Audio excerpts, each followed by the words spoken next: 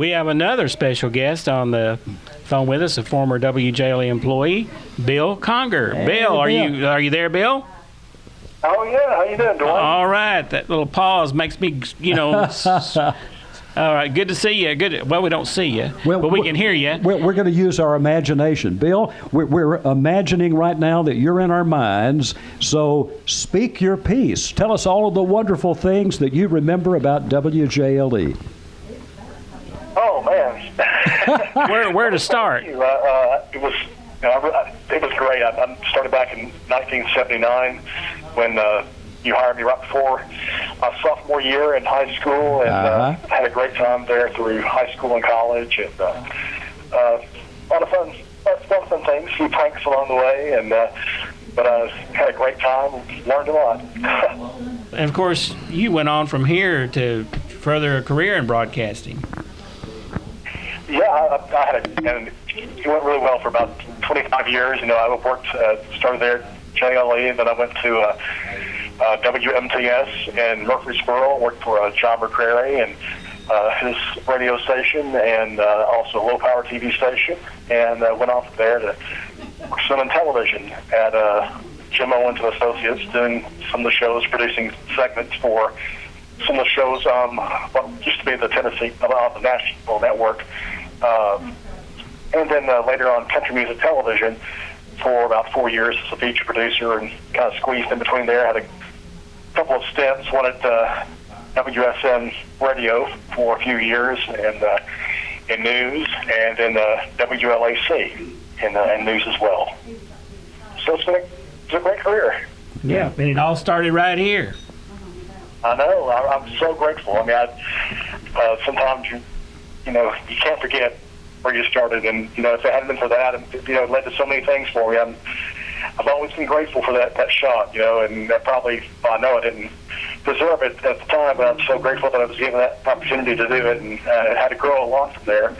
I remember when I first started, my reading skills were not what they needed to be, and the midday news on Sunday was a popular time where people could be out of church to hear the local news. And Sean Jacobs had to record the news for me at first because I wasn't quite up to speed, but in time I was able to get to where I could do it myself. But I learned a lot. I appreciate Ralph for giving me that opportunity way back when, and it's enjoyed working with you and Sean and Richard Eller and all the rest of the crew. Well, Bill, be it known to you, and please know that we're very serious when we say this, that you're one of the bright ones that really accomplished your dream, and I, for one, am very proud of you. Well, thanks. I appreciate that. I wouldn't have thought back then, I didn't even actually think that far ahead that I would ever be interviewing some of the people that I was playing on the radio, people like Waylon Jennings and Loretta Lynn and those folks. I actually came to be across from them later on and interview them and ask them about their career. And but that's what set the foundation for that was was WJLE and the station in Murfreesboro, learning all the country music then, and so you kind of combined the country music along with the news background, and that was perfect fit. Tell them what you're doing now, Bill. What are you doing these days? Well, I'm now at the Cab West School. Been there for, I think it's my 8th year as a school counselor, working with Principal Danny Parkinson and Sabrina Fowler, the assistant principal, and I enjoy that very much. I still live in Mount Juliet at the moment. We're a house on the market here soon, and they move a little closer to the Cab, so it's not quite the drive. I have a son who is 9 years old, and he's going to be coming with me to DeKalb County this year to go to school in the 4th grade. And I have a daughter that's going to the University of Kentucky to study pre-med, and I've bragged on her several times. I'm so proud she is salutatorian at Mount Juliet High School this year, and she's all advanced place to classes pretty much the last 2 or 3 years in high school, and then she really knocked it out of the ballpark, and a lot smarter than I am. And she surpassed me in intelligence by about the 3rd grade, and she's really bright. And by the way, Bill, I enjoyed your book. I got a copy for Christmas, so I'm enjoying your book. Oh, great. Well, thank you very much. Yeah. I love putting that together.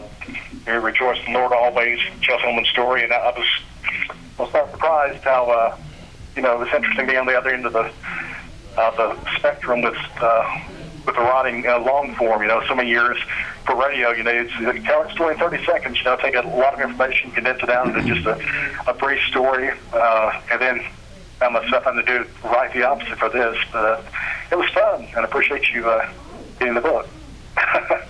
Thank you, Bill.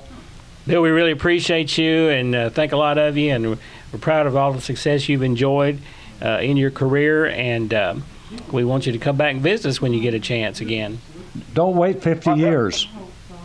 You're a part of our 50-year history, and we're proud of you and all that you contributed to that. And Bill, thanks for being with us today. You have any funny stories about your time here that you want to share with us before we go?